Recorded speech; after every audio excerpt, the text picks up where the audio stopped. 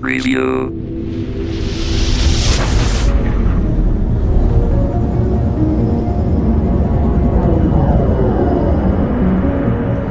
If you've been excited to play Mass Effect 2, you probably want me to just cut to the chase and let you know one thing. How great is it?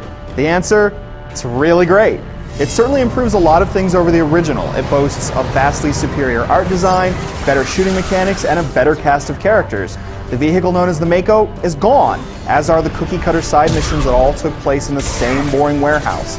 Mass Effect 2 is leaner and meaner, but it's also apt to stick with you and occupy your mind even when you aren't playing it. And that is the kind of mark only a fantastic game can make on you.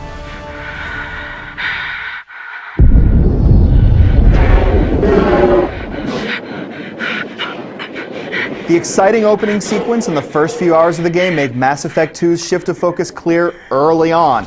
It is more about action than before.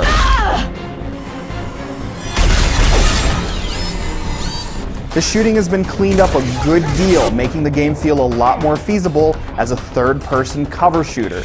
As before, two teammates accompany you and you can give them basic squad orders. And of course, you can pause the action to perform specific powers. However, it's a lot more fun to play Mass Effect 2 as a shooter than it was before. Teammate AI isn't perfect, but it's better than in the original, and getting in and out of cover is much slicker. And the level design is much better too, giving you plenty of opportunities to move from cover spot to cover spot. Health and ammo are also treated as they are in a standard shooter. Health and shields regenerate now, and you pick up ammo from the battlefield. Medigel is used differently. It now powers the Unity skill that lets you revive your teammates. The cover system can get glitchy from time to time, and watching your teammates do stupid things, like standing up on crates rather than take cover behind them, can get a little frustrating, but if you wanted combat that stands up better as a third-person shooter, you got it.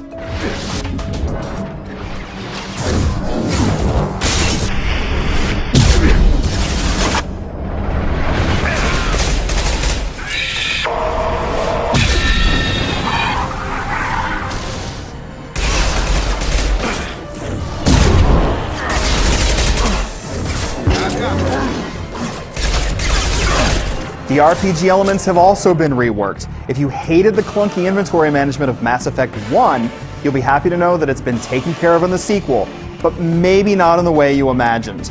Traditional inventory has been abandoned completely, and many other elements have been either stripped away or restructured. So rather than find or buy new weapons, you might find new weapon technology instead. Then, that weapon is available at the weapons locker on your ship, where you select your arsenal before going into battle. Weapons can be upgraded in your tech lab, and you can also buy things like model ships for your personal quarters. Even the selection of skills available to you as you level up is a bit more limited, as are the levels themselves. You could do a pretty thorough playthrough and not even hit level 30.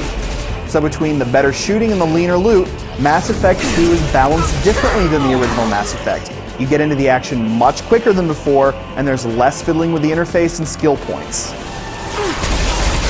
And yet this rebalancing in favor of shooting over character management works incredibly well. Why? Because Mass Effect 2 is paced faster and is darker and more violent in tone. You chose your side, Elnora, and you lost. Screw that bastard and screw you!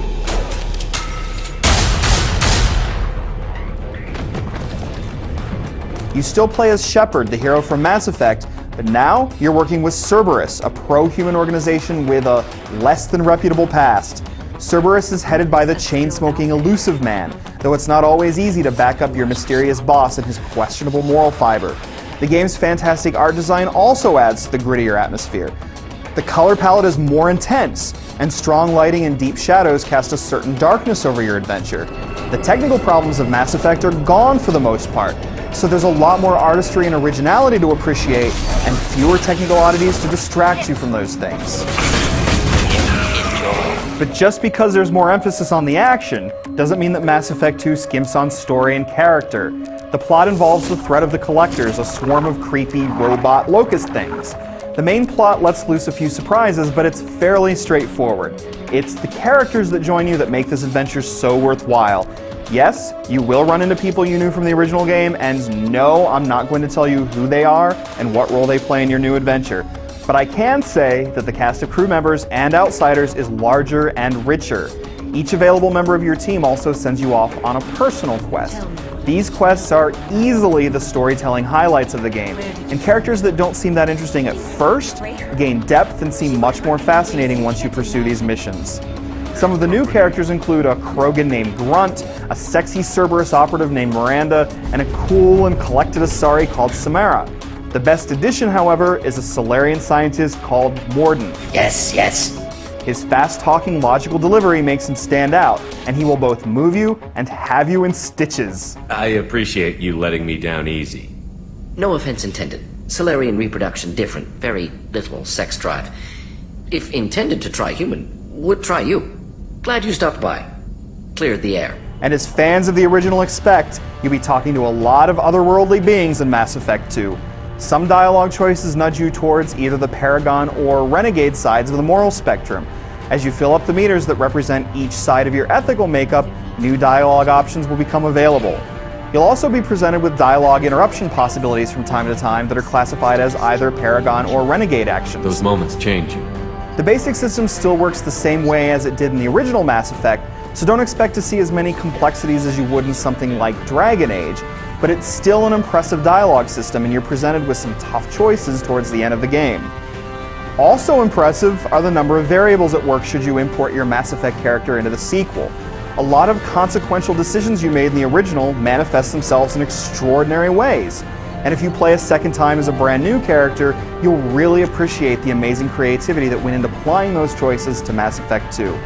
When you aren't shooting or engaging in conversation, you'll be flying about space, scanning planets, and dropping probes, which is how you earn most of the resources you need to upgrade your weapons. This isn't bad by any stretch, but even after the scanner is upgraded, scanning is a slow process that eventually gets tedious and mucks with the otherwise remarkably intense pace. Probe away.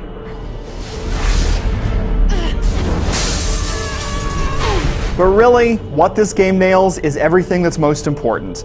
A few small issues and bugs aside, Mass Effect 2 is a far more engaging experience than its predecessor. It feels like its own universe now, which speaks largely to a much improved art design. It tugs at your heartstrings in unexpected ways while letting you be as virtuous or as mean-spirited as you want to be. In other words, it's time to get lost in another galaxy where it's once again up to you to save humanity from annihilation. Oh, and don't forget to buy a space hamster during your visit.